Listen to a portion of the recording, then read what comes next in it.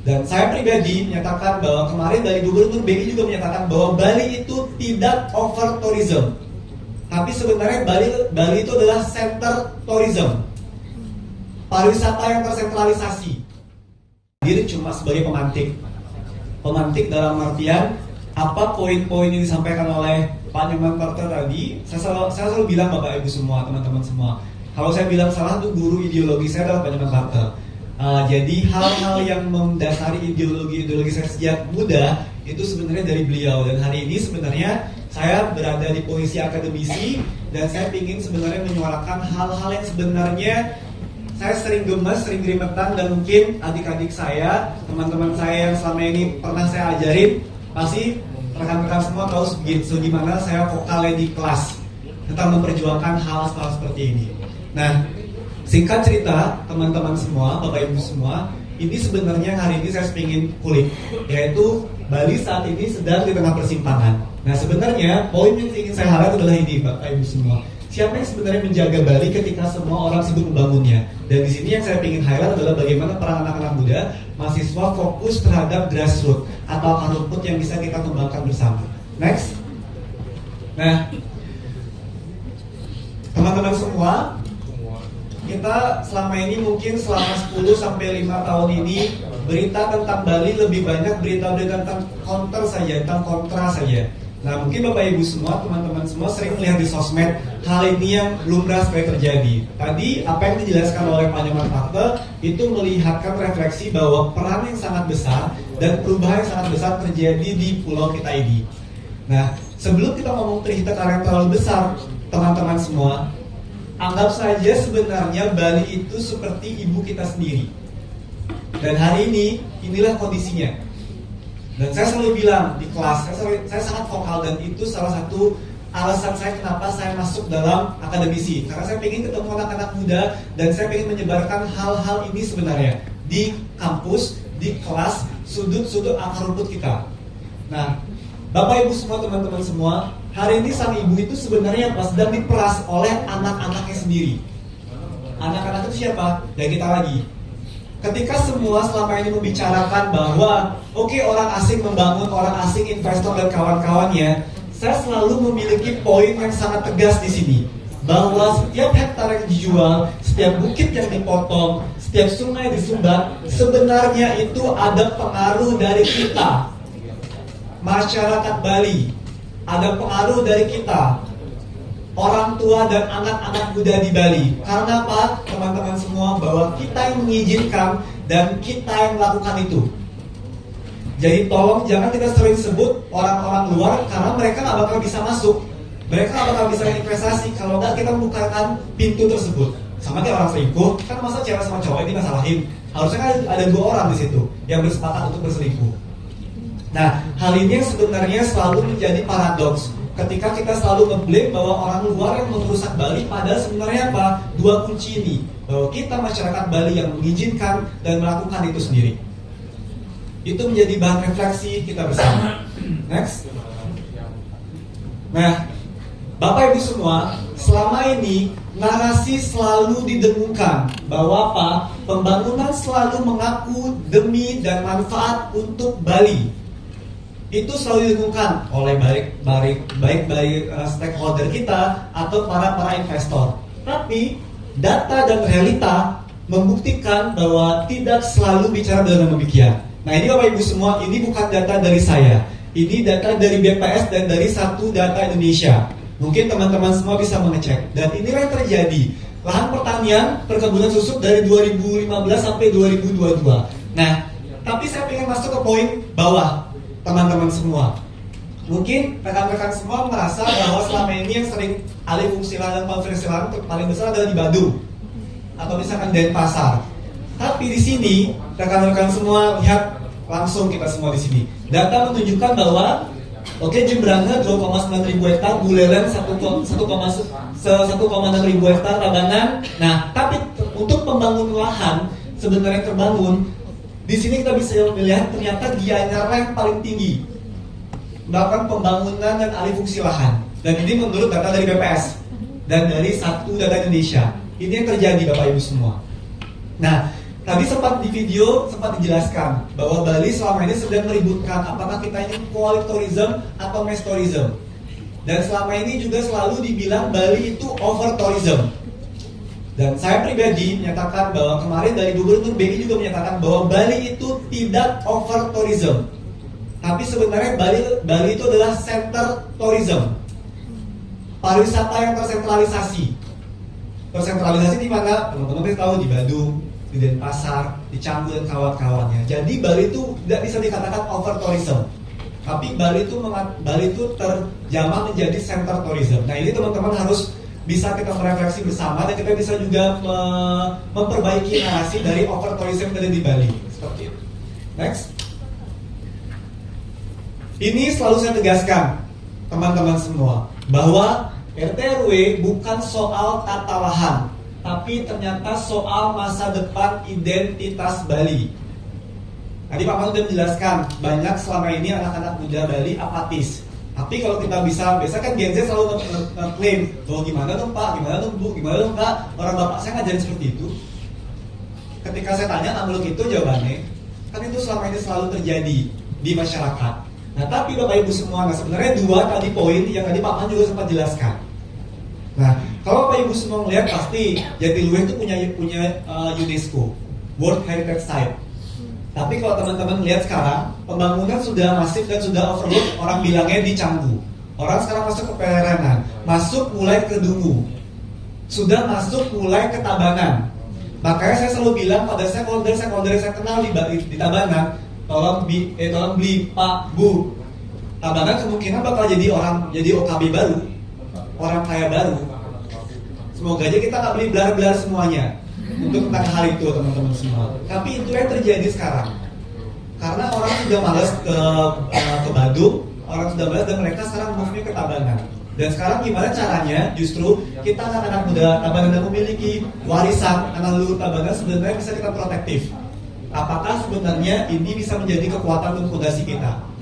Nah jelas tadi Bapak Ibu semua dan Pak Nyoman Pato sudah menjelaskan bahwa banjir besar itu alih fungsi lahan dan lahan serampangan. Tadi Bapak Nyoman Pato sudah menjelaskan tentang das kita berkurang dan sekarang sisa tinggal 3%. Inilah realita yang terjadi, teman-teman semua.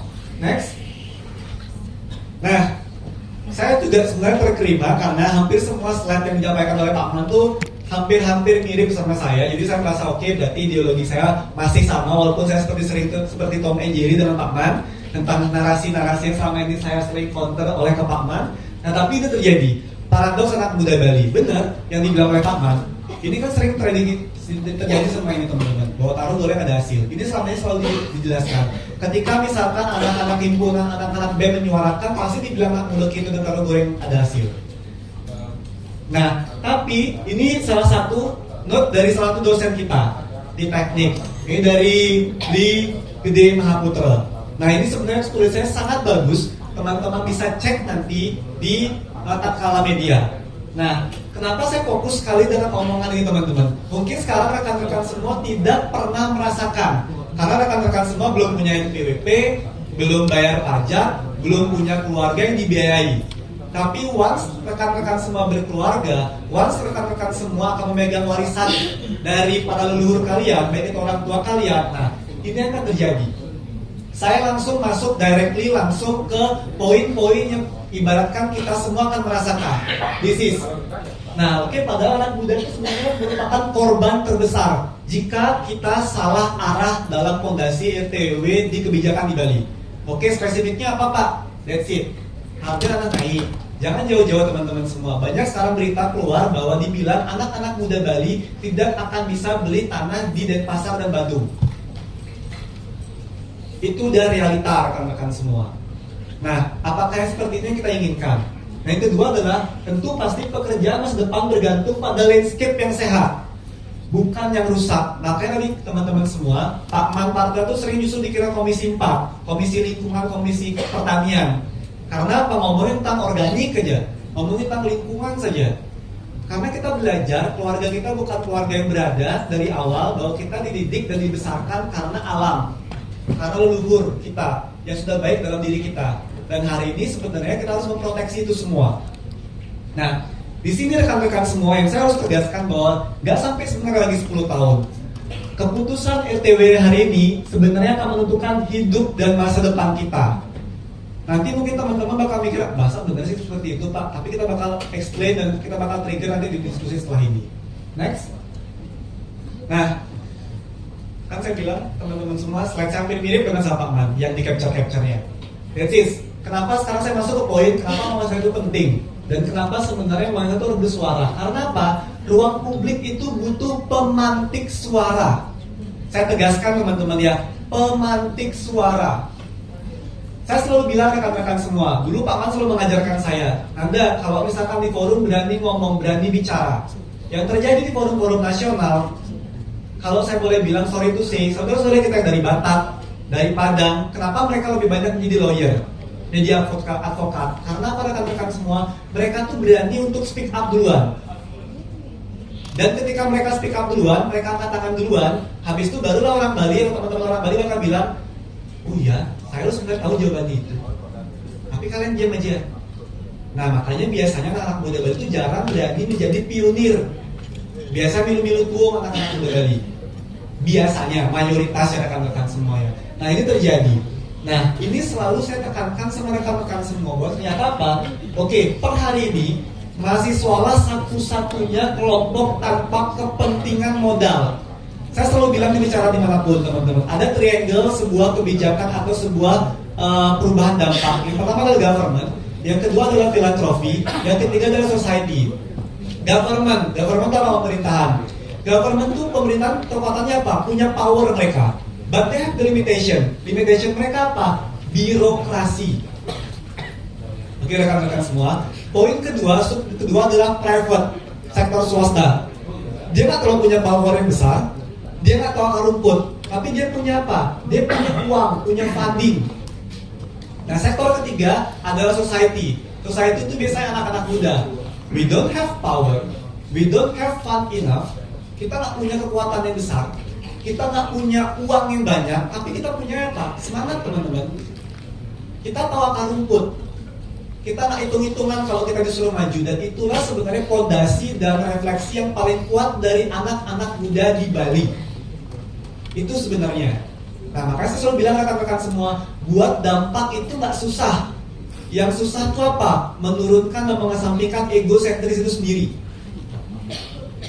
Itu sebenarnya paling susah, mengesampingkan egosentris rekan-rekan semua. Nah poin kedua, biasa mahasiswa punya moral most untuk bertanya siapa sebenarnya yang Bali layani. Nah mahasiswa itu jarang sekali dibilang punya kepentingan, walaupun orang-orang biasanya buzzer pasti nyari afiliasinya kemana. Tapi biasanya karena teman-teman punya title mahasiswa, inilah menjadi trial error rekan-rekan semua untuk bisa baku hantam kemana pun rekan-rekan pengen orasikan. Sama kayak teman-teman magang. Kalau teman-teman salah, pasti teman-teman masih bisa ditoleransi. Oh masih magang, dia masih mahasiswa. Tapi ketika rekan-rekan tahu gaya sudah dibawa ke samping, sudah sarjana, dan rekan-rekan keliru itu salah, oh iya nggak benar berarti dia orang. Maka saya bilang rekan-rekan semua, gunakanlah fasilitas title mahasiswa itu untuk explore anything yang rekan-rekan pengen perjuangkan. Oke? Nah, ini selalu saya bilang ke teman-teman, jika mahasiswa tidak bicara, ruang publik akan terbiasa dan dibuat tanpa mempertimbangkan kita. Maka rekan-rekan sering lihat kan kebijakan, Pak Man mungkin paling banyak tahu, di DPR itu sebenarnya harus jejak pendapat, harus terbuka dulu FGD ruang publik dan kawan-kawannya. Nah ternyata teman-teman sering kan lihat sebuah kebijakan itu tiba-tiba ada aja. Kita nggak tahu kapan dikeluarkan ke masyarakat, kita nggak tahu kapan dinarasikan ke masyarakat, tapi ternyata udah jadi seperti itu. Nah ini sering terjadi. Karena apa? Tadi Pak Man bilang, selama ini banyak justru anak-anak muda, justru orang-orang stakeholder itu dirasa terafiliasi dan diam, tidak berani untuk berpendapat, dan lebih mengambil pro terhadap pemerintah. Padahal sebenarnya tujuannya adalah bagaimana kita bisa memproteksi dan bisa mengkontrol. Kalau nggak teman-teman, terlalu tinggi semuanya nanti. Ketika terlalu tinggi, susah untuk diturunin lagi. Nah, bayangan saya adalah anak-anak muda lah yang bisa concern dalam mode ini. Seperti itu. Nah, yang ketiga, yang terakhir teman-teman, mahasiswa adalah sebagai pemantik lantang kolektif. Dan ini sebenarnya yang paling ditakutin sama para investor dan orang-orang yang berpengaruh. Karena apa? Biasanya teman-teman lihat 17+8 Omnibus Law itu sebenarnya terjadi di akar rumput, di anak-anak muda. Maka saya selalu bilang rekan-rekan semua, sekarang itu Bali butuh penjaga narasi, bukan cuma penerima dampak. Saya tegaskan lagi sekali, Bali itu butuh anak muda yang menjaga narasi, bukan hanya menerima dampak. Ini yang rekan-rekan harus underline. Karena apa? Jangan sampai rekan-rekan kemarin waktu banjir, baru rekan-rekan semua teriak-teriak. Nah ini terjadi teman-teman, seperti itu. Next, ini sebelum saya next. Nah rekan-rekan pasti lihat di sini kan? Oke, tadi dijelaskan. Sama slide saya seperti Pak Nan. Ada BEM Udut dan saya mau menyuarakan bagaimana himpunan, bagaimana rekan-rekan di BEM, baik itu di FISIP, baik itu di Warmadewa, sebenarnya lebih vokal. Bapak Ibu dosen akademisi teman-teman semua selalu menyiapkan teori-teori baik di kelas, dan sebenarnya rekan-rekan sangat bisa mengelaborasi itu semua. Dan inilah selalu saya tekankan. Nah teman-teman tahu kan ini mukanya familiar nggak? Yang ini teman-teman tahu Balinggih kan? Tahu kan? Yang sering speak up teman-teman. Saya masih ingat 3 tahun lalu dia itu duduk ketika saya ada acara seperti teman-teman semua. Saya push terus ngomong sekarang siapa? Kalau saya boleh bilang, dilihatin WA-nya, kerjaannya WA-nya pejabat-pejabat yang nyuruh take down dari kontennya dia. Sampai sekarang di posisi itu, Adrian Mahaputra ini. Sekarang baru skripsian deh di komunikasi Udayana. Nah, yang seperti ini rekan-rekan, kalau rekan-rekan merasa bahwa demo ke jalan itu sudah tidak efektif, ya udah, kita udah punya narasi sekarang rekan-rekan semua. Narasi media yang lebih bisa booming, yang lebih bisa viral. Karena memang sekarang itu viral based on the policy. Jadi memang kalau teman-teman bilang bahwa sekarang semuanya itu apa-apa viral dulu baru ada kebijakan. Dan tujuan teman-teman, dan itu bukan terjadi di Indonesia saja, tapi terjadi di seluruh dunia. Jadi memang tugasnya kita anak-anak muda menjadi trigger, menjadi pemicu. Habis itu baru kita punya spotlight untuk menarasikan apa yang kita ingin perjuangkan.